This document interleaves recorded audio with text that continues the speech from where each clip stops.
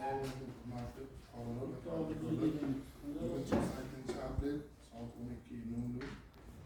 Agrobank Qodiriy filiali binosida mijozlar bilan tadbirkorlar uchrashuvi o'tkazilmoqda.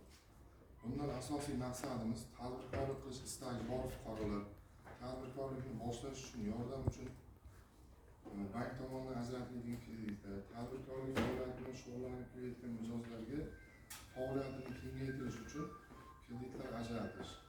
va shu orqali ish o'rinlari yaratish, tumanimizdagi ishsiz fuqarolarni ish bilan ta'minlash maqsadida tadbirkorlik yo'nalishini faoliyatini yanada kengaytirish va tadbirkorlar sonini ko'paytirish maqsadida uchrashuv o'tkazamiz. Bizda bugungi kundagi bank imtiyozli kreditlari tadbirkorlar uchun biznesga birinchi qadam, ya'ni 5 million so'mdan 12 million so'mgacha plastik karta orqali tadbirkor faoliyatini kengaytirish uchun